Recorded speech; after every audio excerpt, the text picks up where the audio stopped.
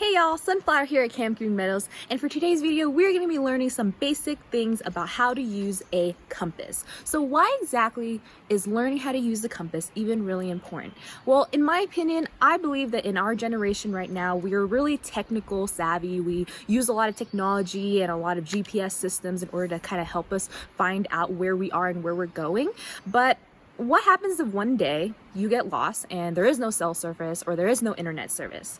Having the skill of learning how to use a compass can come in really handy for those moments. So for today, I'm actually going to be going over how to use a compass. So if you guys have a compass at home with you, I would love that you guys follow along with me as we're going through. If not, just go ahead and just keep an eye on the screen. I'll be holding up this compass right here so you can just go ahead and follow with me. All right, if you guys are ready to learn, then let's go. Alright y'all, so first things first, when you guys get your compass is that I want you to make sure that you guys are holding your compass flat and parallel to the ground as much as possible. Whether it's in your hand, whether it's on a notebook or anything flat, just as long as it's parallel to your feet and parallel to the ground. Okay, the reason for that is because if you guys notice the little needles in here, they do move around as your compass moves around too. Okay, there's water inside your compass, which is the reason why these needles can float, and it would be really hard for your compass to get an accurate reading if you're holding it like this or holding it like this. Okay, that way the needles cannot move. So holding it flat will give you a more accurate reading about where you're going to go. Another thing when you guys first get your compass is that you have to make sure that the arrow right on top of your compass, your arrow might be a different color, but there's always going to be an arrow at the top of your compass, and you have to make sure that that arrow is always facing away from you, almost like the same direction. If you guys notice of my feet, okay, it's always facing the same direction as my feet and pointing away from you. All right, since I talked a little bit about this arrow, I'm going to introduce you what we call it here. The arrow on the top, I like to call him Fred. So everyone say, hi, Fred. Fred's going to kind of help you figure out where you're going to go later on when you guys put in your bearings, okay? All right, so that's Fred. We're going to move on to some of the needles that you guys see in here. Now, in here, you guys will see there's the white part of the needle and then there's the red part of the needle. But the one I'm going to be talking about is the red one right here. And I like to call him Red. So everyone say, hi, Red. Now, red is really important because the needles have a certain direction that they are always going to point, okay? Now, this needle right here will always automatically point north. And the reason for that is because the earth acts as a magnetic bar and the needles are kind of attracted to that type of energy. So that's why they will always be pointing north whenever you guys are using your compass. All right, moving on from red, we have what I like to call the shed. And the shed in my compass right now is the two green little bars right here.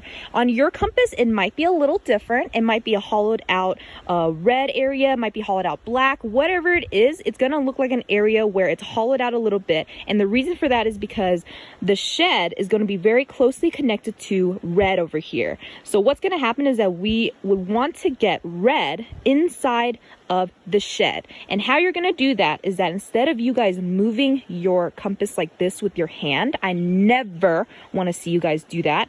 I want to see you guys instead move your body, keep in mind of my feet on the ground, move your body so that way the whole compass moves. And now you guys can see that red is right on top of the shed, okay? All right, so I'll explain a little bit about why red has to be on top of the shed in just a few moments, okay? But for now, I'm gonna go over some small parts of the compass. If you guys notice, the compass is numbered a certain way. There are 4 major cardinal points on here that you guys might recognize, which is the north, east, south, and west. So those are gonna be the 4 major points that kind of divide your compass into 4 sections. But if you guys notice, there are different numberings on the compass itself. So it's gonna be your job to kind of figure out what degrees you need to find in order to put them in.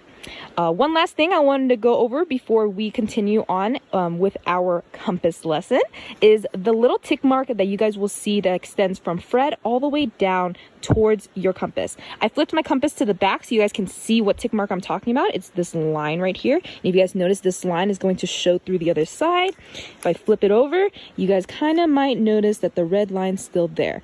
Okay, that's going to be really important because you're going to line up your degrees to that point, and then once you do, you're going to figure out where your compass is going to lead you next. All right, so those are the major kind of things that I wanted to talk about on the compass before we start.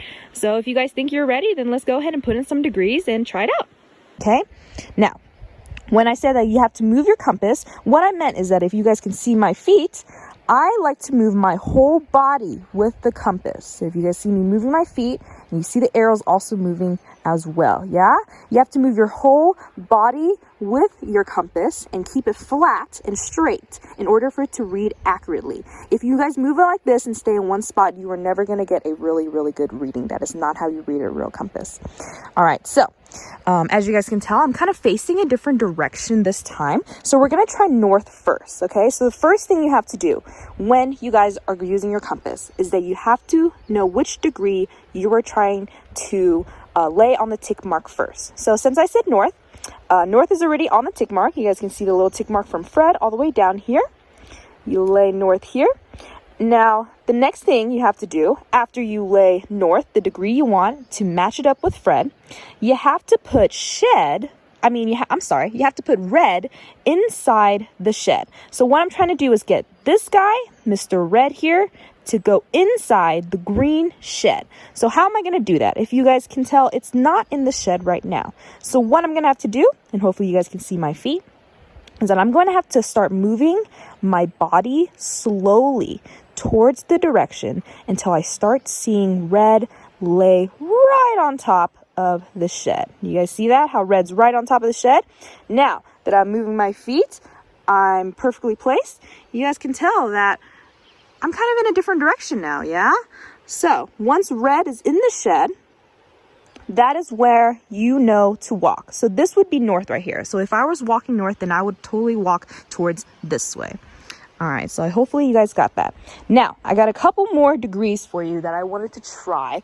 And if you guys want to try, go ahead and try with me. So now that we know that this is north, we're going to try 140 degrees, okay? And like I said, your compass will have different patterns of how it's numbered. It's probably going to be numbered the same as me. So what you're going to do is that you have to find where 140 is on the compass. Mine is right there. So the first step I would do is that I will line up 140 degrees.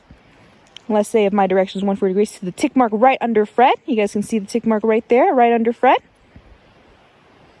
Lay the tick mark right under Fred. Now, the next thing, since I matched it up with Fred, is that I have to put red, Mr. Red here, in the shed. So again, you keep in mind of my feet, I am slowly starting to move my body slowly so the arrow has time to kind of catch up as I'm laying my compass flat, parallel to my feet. Oh, and then almost there, right there. And if you guys kind of notice, my direction now is a lot different, yeah? So then now, once I have red inside the shed, I know that this direction will be 140 degrees, and this is where I would be walking, okay? All right, now 140 degrees was a little easy.